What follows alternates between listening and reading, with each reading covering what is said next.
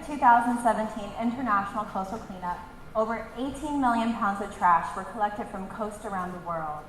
The top 10 items included cigarette butts, plastic bottles, plastic bottle caps, food wrappers, plastic grocery bags, plastic lids, straws, which are also plastic, glass bottles, other plastic bags, and styrofoam food containers. These are all items that we use for mere moments of convenience. Yet, they could take hundreds, maybe even up to thousands of years to decompose. And in our oceans, they break down into smaller and smaller pieces, yet still stay plastic. I hope most of us know why this is such an issue. We live in the information age with the world at our fingertips. And in the same amount of time a person uses a plastic bag on average, which is only 12 minutes, this is what you could learn on the internet. Approximately 1 million marine birds and 100,000 marine animals die every year due to plastic ingestion or entanglement. Marine birds often eat plastics because plastics absorb the smells they associate with food. 1 in 3 sea turtles autopsied have had plastic found in their bodies. Turtles mistake plastic bags for jellyfish, something they usually eat.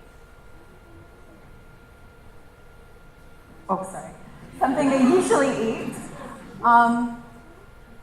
Plastic bags look like jellyfish, and they eat the plastic bags, and even jellyfish are eating plastic.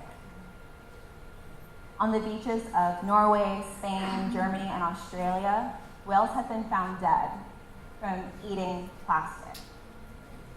And the seafood we eat is no exception. Over a quarter of the seafood sampled in fish markets in California and Indonesia, plastics were found inside their guts.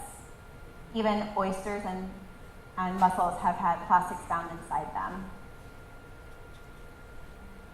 I know this is all really hard to stomach, pun intended, but we cannot have any more excuses to be unaware or ignorant any longer.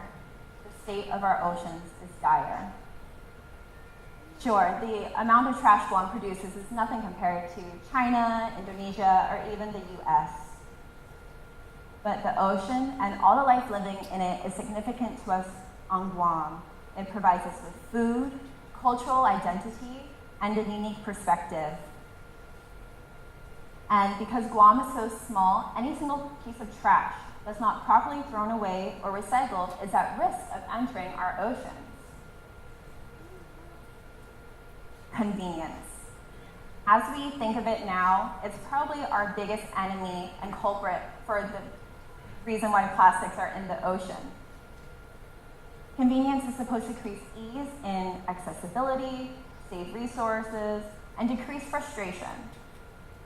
But it's also a relative concept and depends on the context. So, how convenient then are single-use plastic items?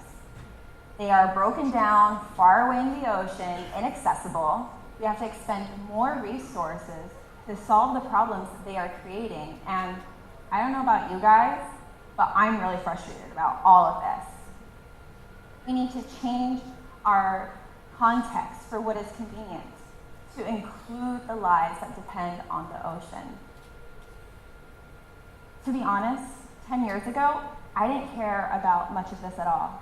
Occasionally I went to a coastal cleanup and I usually threw my trash in the trash can, but it never occurred to me to not use single-use plastic items. Not until a friend told me about the Great Pacific Garbage Patch. Basically, it's an ocean gyre that's full of plastic trash. It's twice the size of Texas, and it's collecting trash from all over the world. And there's 5 of them. Knowing this and its effects on marine life, and that we're the cause of it, really impacted me. I know, this is a devastating global issue, and it can make us feel overwhelmed or even paralyzed. Like, what am I gonna do? Me. one person on Guam, a tiny island in the Pacific Ocean. Instead of being overwhelmed, I took a deep breath, and I transformed my fear into a mission to reduce my reliance on single-use plastic items. Here are 6 simple things I have done and that I know all of you can do too.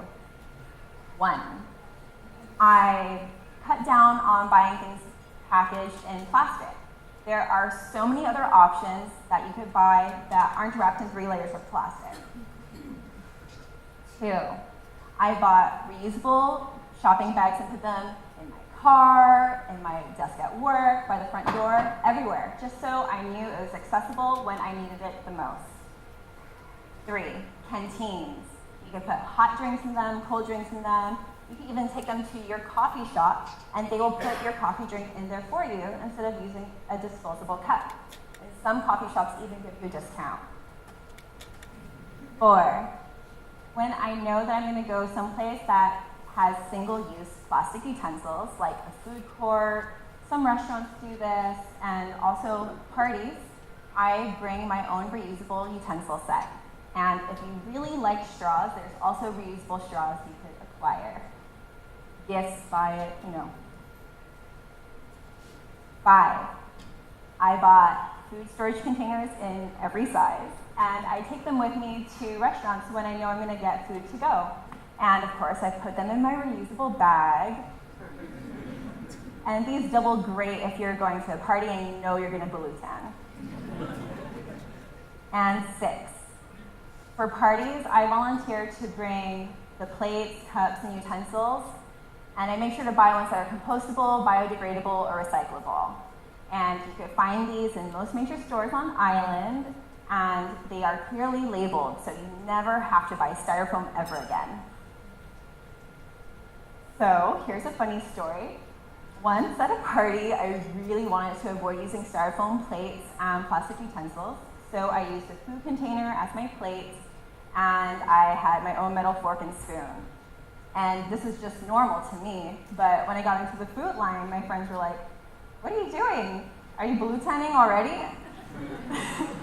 It was a little awkward for a couple of seconds, but I had my chance to explain why I was doing it, and they were all really proud of me. And I had the easiest time doing the blue tan at the end of the party, so it was good. Now, cutting down single-use plastic items is only one way we could prevent plastic from ending up in our oceans. We need champions at all levels of society to act in whatever capacities they can, from government officials to business owners to educators and everyone in between. We are all people who could do something to prevent plastic from ending up in our oceans. And yeah, we are a few people on a small island in the Pacific. But we could be leaders. We could inspire our region and maybe even the world. How about that for putting Guam on the map? So, ask yourselves, are you willing to doom all life in the ocean for the sake of single-use plastic convenience? Or are you willing to redefine your context for what is convenient to include the lives that depend on the ocean? Yeah, change does not happen overnight, but it's totally possible, and it starts with us, especially if it's not starting with someone else. Terus Aussie.